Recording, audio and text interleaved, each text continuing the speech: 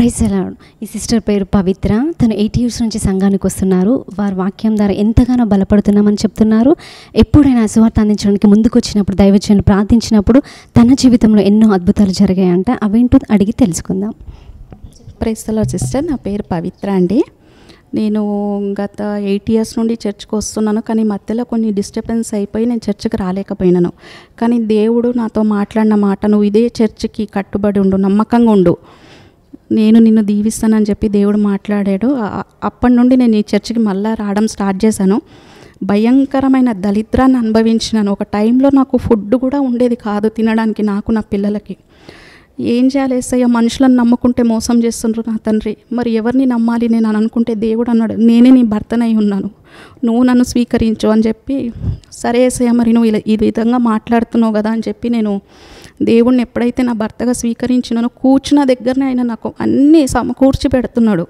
నేను బిజినెస్ చేస్తున్నా యేసయ్య, నాకు బిజినెస్లో మంచి ఇన్కమ్ రావాలి తండ్రి అని నేను ప్రార్థన చేసినప్పుడు January 1st నేను ఒక టీవీ ప్రోగ్రామ్ని స్పాన్సర్ చేశాను విశ్వాసంతో. అప్పుడు దేవుడు వాక్యం అనేది వచ్చింది, I will give you power to get the wealth అని వచ్చింది. థ్యాంక్ యూ జీసస్ అనుకున్నాను. ఎలా అయితే నేను 7 weeks అలివ్ ఆయిల్ అనాయింటింగ్లో నేను పాల్గొన్నాను, బ్రదర్ ఏ విధంగా వాక్యం చెప్తున్నారో అదే నేను ఇంటికి వెళ్ళి ఎత్తిపెట్టి ప్రార్థించినప్పుడు అటువంటి మిరాకిల్స్ జరుగుతున్నాయి. నేను మళ్ళీ February 1st కూడా ఒక టీవీ ప్రోగ్రామ్ని స్పాన్సర్ చేశాను. 1 lakh అనేది నాకు ఇన్కమ్ వచ్చింది. మళ్ళీ నేను 7,000 కూడా విత్తనం విత్తినాను. ఇంకా 2 సేల్స్ రేపు అవుతాయని కస్టమర్స్ నాకు కాల్ చేశారు, రేపు వస్తాను క్యాష్ పట్టుకోనని. ఇంత దీవెనలో నేను ఇక్కడ వచ్చి నేను పొందినానండి. చాలా ఫైనాన్షియల్ బ్లెస్సింగ్స్ ఈ చర్చ్లో ఉన్నాయని నేను అనుకుంటున్నాను. దేవుడు అసలు చాలా అద్భుతకరంగా అయిన మిరాకిల్స్ నా లైఫ్లో చేసినందుకు నేను ఎప్పుడు ఈ చర్చికి, ఆ దేవుడికి రుణపడి ఉంటాను. విన్నారు కదండి ఈ సిస్టరు. ఈ మంత్లోనే ఫస్ట్ వీక్ స్వార్థ అందించడానికి ముందుకు వచ్చారు. దాని కృతంగా దైవజనులు ప్రార్థించినప్పుడు అద్భుత రీతిలో మళ్ళీ ఈ రోజు కూడా తనకి మనీ మిరాకిల్ జరిగింది. తను బిజినెస్ చేస్తున్నప్పుడు తను ఎలా అయితే అనుకుంటుందో అలా అనుకున్నవన్నీ జరుగుతున్నాయంట. దానికి కృతజ్ఞతగా ఈరోజు కూడా ఇంకా స్వార్థించడానికి ముందుకు వచ్చారు. సో ఇలా తను ఎప్పుడు ముందుకు వచ్చినా కూడా దేవుడు వాళ్ళ జీవితంలో ఎన్నో అద్భుతాలు చేస్తున్నారు. ఈ సాక్ష్యం ద్వారా మీరు ప్రేరేపింపబడితే మరి మీరెందుకు ఒక స్వార్థ అందించి అనేకులకు దీవెనకరంగా మారకూడదు? అన్ని దానముల కంటే సువార్త దానం ఎంతో గొప్పది. ఇలా సువార్త అందించడానికి ముందుకు వచ్చినప్పుడు ఈ వాక్యాల ద్వారా ఎంతోమంది బలపడుతున్నారు, దీవించబడుతున్నారు, రక్షణలోనికి వస్తున్నారు. ఇలాంటి సువార్త మీరు అందించాలనుకుంటే ఈ పరిచయను ప్రోత్సహించండి, ఈ వాక్యాలను కూడా ప్రోత్సహించండి. ఈ తీర్మానం మీరు తీసుకుంటుండగానే మీ జీవితంలో కూడా అద్భుతాలు జరుగునుగాక. ఆమె. ప్రైజ్ ది లార్డ్ అండి. ఈ సిస్టర్ పేరు స్వాతి. వాళ్ళు 7 years నుంచి సంఘానికి వస్తున్నారు. రావడం ద్వారా వాళ్ళ ఆత్మీయంగా కూడా అన్ని విషయాల్లో ఎలా అయితే అభివృద్ధి చెందారో ఒకసారి వాళ్ళ మాటల్లో అడిగి తెలుసుకుందాం. ప్రైజ్ లార్డ్ అండి. నా పేరు స్వాతి. నేను 7 years నుంచి సంఘానికి వస్తున్నానండి. నేను ఫస్ట్ టైం చూసిన అద్భుతం ఏంటంటే, పాస్టర్ గారు December 31st రోజు ఫ్రూట్స్ ఇస్తారు. అప్పుడు నేను ఒక సిస్టర్ అమ్మ కలిసి నాకు ఇచ్చారు. అంటే ప్రెగ్నెన్సీ కోసమని నేను ఆ ఫ్రూట్ తీసుకున్నాను. అప్పుడే నాకు బాబు పుట్టారు. నేను అనుకున్నాను బాబే కావాలి అని అనుకున్నాను, నాకు బాబే పుట్టారు. అప్పుడు స్పాన్సర్ చేయడానికి కూడా నా దగ్గర అంత అమౌంట్ లేకుండే, కానీ నేను స్పాన్సర్ చేశాను. తర్వాత నేను ఫైనాన్షియల్గా చాలా డెవలప్ అయ్యాను. నాకు అసలు ఇల్లు కావాలని అనుకున్నా కానీ అద్భుతంగా దేవుడు నాకు 3 ఇల్లు ఇచ్చారు, ఒక కార్ కూడా ఇచ్చారు. ఇప్పటికే నేను చాలా అద్భుతాలు చూశాను ఈ సంఘంలోకి వచ్చిన తర్వాత. నేను ఎప్పటికైనా ఈ సాక్ష్యం అందరితో పంచుకోవాలని అనుకున్నాను కానీ పంచుకోలేకపోయాను.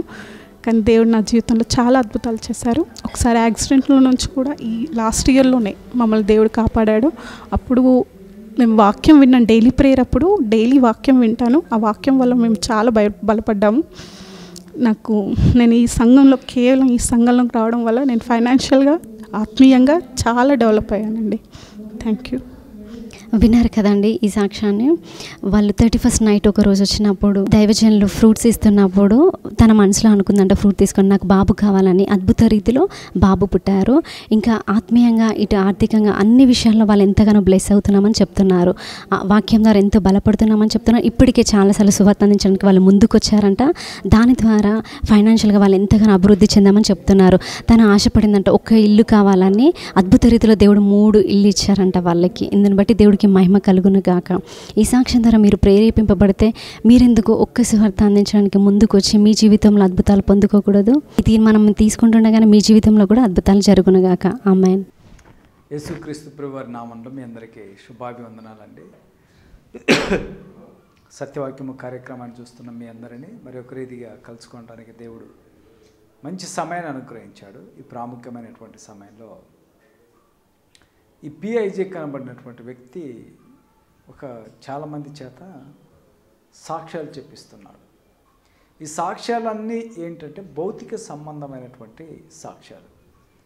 ఒక ఆమె ఏమీ తినడానికి లేని పరిస్థితుల్లో పిఐజేకు దగ్గరికి వస్తే ఆశీర్వదించబడిందంట. అలాగే మరి ఒక ఆమె కూడా ఏమని చెప్పిందంటే, ఒకప్పుడు ఏమీ లేదు, పిఐజేకు దగ్గరికి ప్రేయర్కి వచ్చేసరికి 3 ఇల్లులు కొన్నాను అని చెబుతుంది. కారు కూడా కొన్నదంట. సో ఇవి దేవునికి ఈ భౌతిక సంబంధమైనటువంటిది సంబంధం లేదండి. ప్రజలను భ్రమ పెట్టడానికి వీరేం చెబుతారంటే, ప్రభు దగ్గరకు వస్తే ఇదిగో పేదరికంలో ఉన్న మేము ధనవంతులమై ఉన్నాము, ఒకప్పుడు భోజనము లేదు, ఆర్థికంగా ఇబ్బంది పడ్డాము, ఈరోజు ఇలా ఆశీర్వదించబడ్డామని సాక్ష్యాలు చెబుతారు. ఇవన్నీ కూడా అపోస్తులు ఏ వ్యక్తుల చేత కూడా ఇలాగూ సాక్ష్యం చెప్పించలేదు. మీరు ఆలోచించుడి సహోదరులారా, క్రొత్త నిబంధన గ్రంథంలో రక్షింపబడినటువంటి వ్యక్తులు ప్రభువుని నమ్ముకుంటే నాకు ఇల్లు వచ్చింది, ఇల్లు లేదు. పౌలు గారికే సొంత ఇల్లు లేక అద్దె ఇంటిలో ఉన్నాడండి. మీరు ఆలోచించండి. అంటే ఇవన్నీ కూడా అబద్ధం. అంటే ఒకవేళ వాళ్ళకి రావచ్చు కూడా. ఇప్పుడు కష్టపడి పని చేస్తే ఆ పనిని దేవుడు ఆశీర్వదిస్తాడు. మనం కష్టపడి పని చేస్తాం, ఆ పనిని దేవుడు ఆశీర్వదిస్తాడు. యాకోబును ఆశీర్వదించాడంటే ఏంటి? ఆయన చేసేటువంటి పని మందను ఆశీర్వదించాడు. మనం ఏదైతే పని చేస్తామో దేవుడు ఆ పనిని ఆశీర్వదిస్తాడు. ఉదాహరణకి చాలామంది లోకంలో ఉన్నారు హిందువులు. వారు ప్రభువుని ఎరగలేదు, విగ్రహారాధన చేస్తున్నారు. మరి వారి దగ్గర చాలా డబ్బు ఉంది, ధనవంతులు, ఐశ్వర్యవంతులు, పెద్ద పెద్ద అపార్ట్మెంట్స్. భారతదేశంలో ధనవంతులంతా కూడా వాళ్ళే ఉన్నారు. అయితే ఇప్పుడు వాళ్ళను ఎవరు ఆశీర్వదించారు? చెప్పాలంటే ప్రభువును శోధించినప్పుడు సాతాను ఏమందంటే, నీవు నాకు నమస్కరించినట్లయితే ఈ లోకం మొత్తం నీకు ఇస్తానని చెప్పింది. ప్రభు ఏమన్నాడో తెలుసా? నువ్వు ఎవరితో మాట్లాడుతున్నావో తెలుసాను. అంటే ఈ లోకానుసారంగా లోకంలో జీవిస్తే డబ్బు కానీ పేదరికము కానీ ఆర్థిక ఇబ్బందులు ఎటువంటివి రావు. ఎందుకంటే మనం లోకానుసారంగా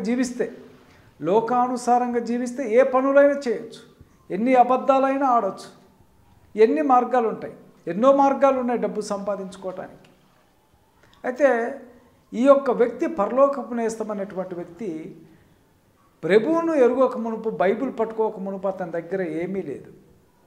ప్రభువును ఎరిగిన తర్వాత గారడి సీమోన్లాగా ఇలాంటి అబద్ధపు సాక్ష్యాలు చెప్పించి స్పాన్సర్ చేస్తే దేవుడు ఆశీర్వదించాడంట. మీరు చెప్పండి. అంటే దేవుడు డబ్బులు ఇస్తే ఆశీర్వదిస్తాడు, లేకుంటే ఆశీర్వదించడా? దేవుడు ఏమన్నాడంటే, నీ హృదయము నీవమన్నాడు.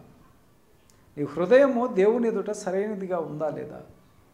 దేవుడు డబ్బులు ఇస్తే ఆశీర్వదిస్తాడు అన్నది అంతా కూడా అబద్ధ బోధ. దీన్ని ప్రాస్పరిటీ మినిస్టర్ అంటారు. ఇతను పరలోకపు నేస్తము కాదు, పర్సులు నింపుకునే అస్తం. మీ సొమ్ము తిని డ్రమ్ములాగా బలిచాడు.